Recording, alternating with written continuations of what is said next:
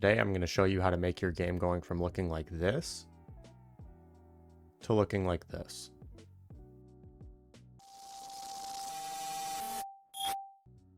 First things first, we're going to start by going to the settings. We're going to start in game. Quick slots, always shown. This allows you to always see what your heals are hotbind to. Stamina and stance, always shown to see how much stamina you have. Health condition, always shown just so that you know if you took any damage during your last gunfight. Health color scheme, this is up to personal preference. I prefer monochrome because I'm colorblind, and on polychrome I have a hard time seeing if I actually took damage or not. Highlight available operations, honestly don't even know what this does. I leave it as default. Priority window auto, this again doesn't really make any difference. This is mainly for main game on EFT. Vaulting over medium obstacles, I would absolutely set this to hotkey, as when it's set to auto, you'll end up vaulting things that you do not want to vault. Task item warning, once again, this only applies to EFT, not arena. Continuous medkit healing, I have this turned off as I use scroll to heal to select which body part I'm going to heal. Tutorial hints, you can turn this off, only use physical cores, haven't noticed any difference whether it's on or off. FOV, I keep mine at 75. Again, this is up to personal preference, whatever you want to play at. The higher your FOV is, the more field of view you'll have, the less field of view you're going to have. Next, head bobbing, I would absolutely set this to the lowest point, which is 0.2. This makes it so that when you're running, getting shot at, jumping, your screen has less visual shaking. Malfunction notifications, I would keep this on so that it gives you a little flash when your gun jams. Preload hideout, again, doesn't apply to arena. Block group invites, I'm sure you can understand why you would keep this unchecked. Next, we're going to move over to the graphics settings. Now, your screen resolution will depend on your monitor. I'm playing at 1440p, so mine is 256 by 1440p and 16 by 9. Again, if you're on 1080p, it'll most likely be 1920 by 1080, 16 by 9 again. Aspect ratio, this is somewhat up to personal preference. A lot of people like to play at 4:3. This provides a stretch resolution. I prefer 16 by 10. It's ever so slightly stretched, but honestly hard to tell. Next, for the screen mode, I would set this to borderless, as it allows you to tab in and out of the game easily without actually closing the screen. VSync, unchecked. Multi-monitor support, not available, so it doesn't matter, leave it.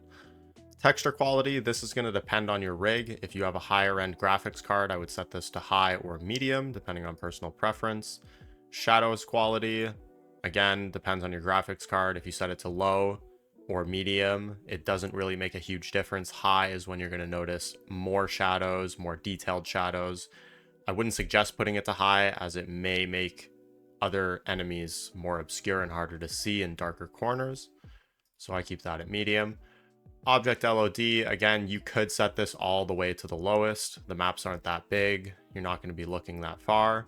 I keep mine at 2.5 and 1500, as I honestly haven't really noticed any difference in performance whether you increase it or lower it.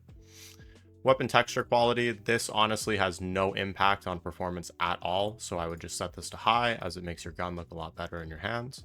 Clouds quality, you can set this to high, low, medium. Again, doesn't make any difference whatsoever. NVIDIA DLSS, I personally don't use this, as I find it's not necessary. What this does is re-renders the game in a lower resolution than what your native resolution is. For example, if I'm playing at 1440p and I turn this on to the quality preset, it will lower my resolution scale to 70% instead of 100. Again, on Arena, this isn't really necessary, as it's not super intensive. If you are on a much lower end system, I would try it if you feel that you're struggling for performance and FPS. Again, start at quality and then adjust based on the performance gains you see. After you have it set to whichever mode you find best suits your system, I would use preset K. This is the most stable one. All the other ones seem to have some sort of FPS drop or stuttering related to them. HBAO, I have this set to max performance. I would always have this set to max performance, doesn't matter what system you have. When it's not on max performance, I've experienced stutters and or frame skips. Next is SSR. I keep this at off. You can turn it on to low. I honestly haven't noticed any fidelity difference when it comes to off or low. The only difference you see is from low to high. At high, it tends to use a lot of your CPU, so I keep it off. Next is anisotropic filtering. I keep this set at per texture, as I've noticed that when it is set to on, I get frame skips and stuttering. NVIDIA Reflex low latency. This one's honestly kind of debatable. Some people say it works great. Some people say it works terribly. I'm one of the people that think it works terribly, so I just keep it off. This is more for if you're GPU bound or CPU bound, otherwise known as a bottleneck. I would test it at your own leisure. Next is sharpness. I keep mine at 0.0. Again, you can mess around with it. I find the higher you go, the more jagged edges you have, and you also have rendering issues at far distances where small corners will seem very jagged and missing textures. Next is going to be for everyone that is on a higher end graphics card, such as a 5090, 5080, and 5070 Ti. Even the previous generation, same thing applies. You can disable the game FPS limit to get more FPS, especially if you have a higher refresh rate monitor. My monitor only goes to 165, and while I'm streaming, I like to have this unchecked as it uses less resources so that I get better visuals on the stream. Next, we're going to go to post effects. Now, this one's quite controversial. There's going to be a lot of people that have it on with certain settings. There's going to be a lot of people that have it off. Personally, I prefer to configure my color and brightness settings in the NVIDIA control panel, which I'll show shortly. So I leave this unchecked. Say you're on a monitor that has a darker panel or an OLED, you can turn this on and increase the brightness, clarity, and luma sharpen. Now, a lot of these settings will actually impact your FPS and your performance, starting with luma sharpen. This will use sharpening tools to sharpen things in the distance without using your graphics card to render it. So this will become CPU intensive. I recommend using it as low as possible or not using it at all. For color grading, again, this is personal preference. It depends on your monitor. It depends on what you like. I don't use any of this, so I honestly can't suggest anything when it comes to color grading, so I just keep this unchecked. Now, the next tab we're going to look at is the sound tab. This is often overlooked by a lot of people, and a lot of people don't know the actual options within this tab. Starting with overall volume, this honestly depends on your headphones, whether you're using a soundboard or a sound mixer. I keep mine at 60 because with my soundboard, I have it increased. Interface volume, personal preference, I keep mine low as I find it way too loud. Chat volume, this doesn't do anything. Music volume, again, I keep it off because I find it's way too loud and I honestly don't care to listen to the music. Now, the main one that we're going to look at is announcer volume. When you have this set to default, which I believe is 80, in-game, the announcer is extremely loud and can often cause you to not hear enemies' footsteps, gunshots, swivels, jumps, whatever it may be. So I highly suggest setting this to 30 as it allows you to hear more. Next is going to be the match accept screen volume. I keep this all the way turned down as I find it's too loud. Radio volume, this is going to be your team comms while you're in game. So generally the default keybind for that is J. J will use the radio while you're in game and on a team. This only works on team fight, blast gang, and checkpoint. This allows you to communicate with your team without the enemy hearing you.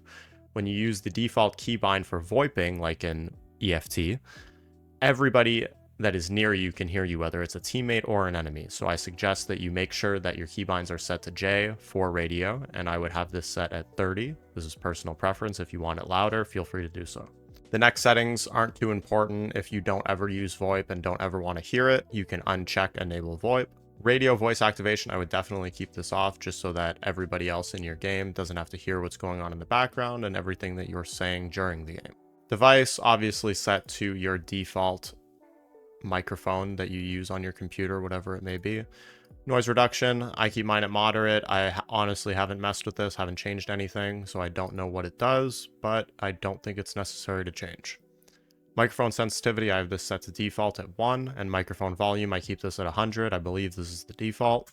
Next, I'm going to quickly go over my keybinds. Again, a lot of this is going to be personal preference. For my mouse sensitivity, I have that at 0.32, and my aiming sensitivity at 0.29. The double click timeout and scope zoom adjustment sensitivity is set to default. I'm going to quickly scroll through my keybinds just so that you can see what they are.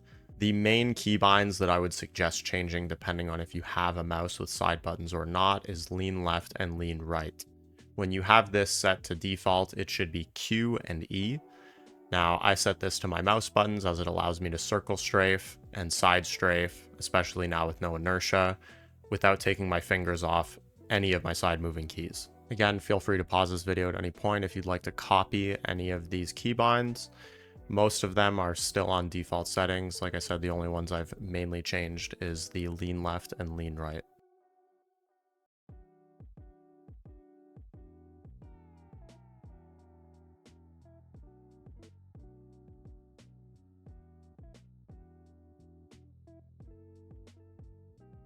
Now, the next setting is, again, often overlooked. I would definitely make sure that your region is set to where you are local to, whether that be on the eastern side of the world or the western side. I would never use automatic server detection, as most of the time it won't detect it properly, and you'll end up in games with a lot higher ping than what you want.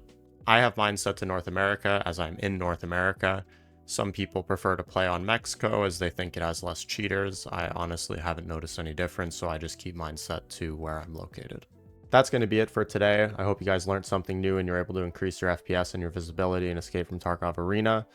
If at any point you enjoyed the video, found something new, learned something new, or were able to increase your FPS, subscribing to the channel, dropping a comment and a like is greatly appreciated. Thank you very much and have a good one.